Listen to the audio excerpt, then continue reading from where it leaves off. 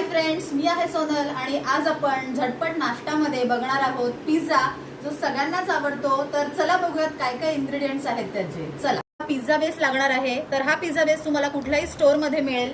त्यानंतर आपल्याला सॉसेस लागतात। तर हे आहे मेयोनीज, बऱ्याच कंपनीचे मेयोनीज मिळतात। हा पिझ्झा पास्ता सॉस आहे, अमूल बटर आहे, याच्यामध्ये आपण पिझ्झा शेकून घेणार आहोत। हा टोमॅटो सॉस आहे, मोझरेला चीज आहे, हे चीज सुद्धा आहे। त्यानंतर आपल्याला भाज्या लागतील, शिमला मिरची आहे, टोमॅटो आहे, कांदा आहे। तुम्ही तुम्हाला आवडतील अशा बऱ्याच प्रकारच्या भाज्या तिथे टॉपिंग्स म्हणून घेऊ शकता।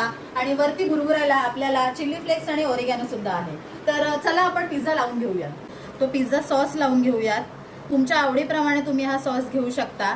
त्यानंतर इकडे आपल्याकडे टोमॅटो सॉस आहे, तर तो देखील थोडासा घेऊयात, टोमॅटो सॉस। त्यानंतर मेयोनीज आहे, मेयोनीजही थोडंसं घेऊयात। लहान मुलांना मेयोनीज खूप आवडतं, तर मेयोनीज सुद्धा घेऊयात आणि एका चमच्याच्या सहाय्याने ते पसरवून घेऊयात।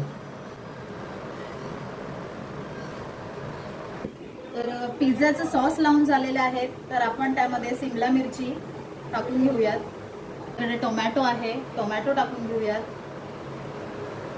काही कांदाही टाकून घेऊयात। मोझरेला चीज आहे, मार्केटमध्ये मिळतं, तर हे तुम्ही छान प्रकारे भुरभुरून घ्या। लहान मुलांना चीज खूप आवडतं, त्यामुळे चीजही छान प्रकारे टाकून घ्या इकडे।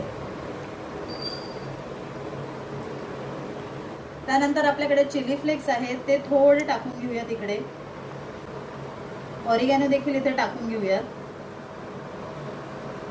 खूप छान चव येते ऑरिगॅनोनी, हर्ब्स आहेत ह्यात। आणि ह्या प्रकारे आपला हा छानसा पिझ्झा तयार झालेला आहे। तर चला आपण हा पिझ्झा आपल्या घरच्या घरी कसा बेक होतो ते बघूयात। चला, आपण बटर जे घेतलेलं होतं, तर ते बटर घेऊयात आणि तव्यावर लावून घेऊयात, जेणेकरून आपला पिझ्झा जो आहे हा खूप छान असा खालून क्रिस्पी होणार आहे।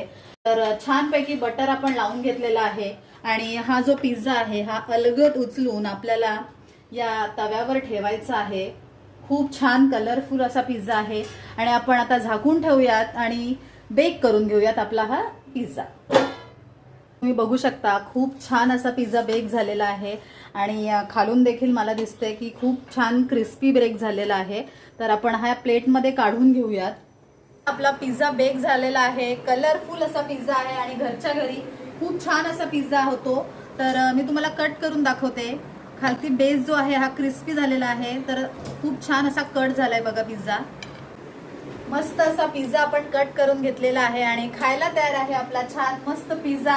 तर तुम्ही घरी करून बघा आणि कसा होतोय पिझ्झा मला सांगा। तोपर्यंत बाय।